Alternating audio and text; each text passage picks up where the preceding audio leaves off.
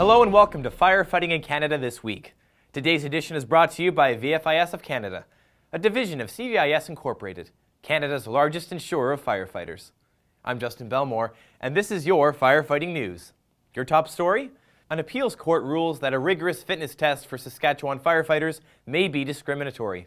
Then, Kitchener, Ontario and its firefighters reach a wage settlement that pushes salaries up to 6 figures. And coming up this month, a webinar from emergency experts on how to respond to active shooter threats. A provincial union in Saskatchewan has argued that the current fitness test for firefighters is discriminatory, and the Court of Appeal agrees.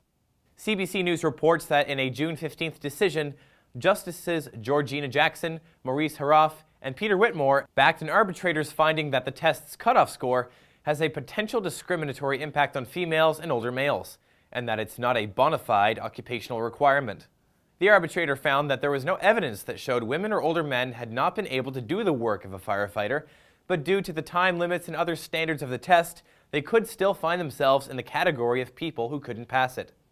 The WFX Fit Test, developed by the Canadian interagency Forest Fire Centre, was implemented in 2012. It was developed to set a standard of firefighters that can move and work between different jurisdictions. People are tested in their ability to complete a series of physical, strenuous tasks within a set minimal time, called a CUT score. The union did not argue against the need for fitness testing for wildland firefighters, but said the WFX Fit Test was not representative of firefighting activity and argued it was not appropriate to determine minimal standards. Rather, it discriminated against women and older men who did not perform at the same anaerobic level as younger men. Kitchener has reached a new deal that will see firefighters in their 4th year and beyond earning over $100,000. The agreement, which runs 3 years until the end of 2020, gives firefighters a cumulative increase of just over 5% during that period. But inflation in Ontario has hovered around 2.2% in 2018, making these increases below the projected inflation increases over the same period. It's the second agreement in a row that the city and firefighters have reached without going to arbitration. Active shooters are a real and increasing threat in Canadian cities, and a lack of preparation can be the difference between life and death.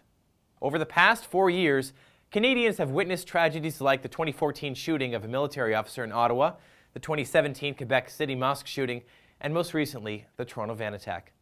In an exclusive webinar hosted by Blue Line, Canadian Security, and Firefighting in Canada, hear from the pros, Vaughan Fire Chief Darren Ritzy and Deputy Fire Chief Andrew Zavanataj, as well as RCMP Constable and Tactical Trainer Robert Daniel, about emergency services and other best practices when preparing for mass casualty incidents.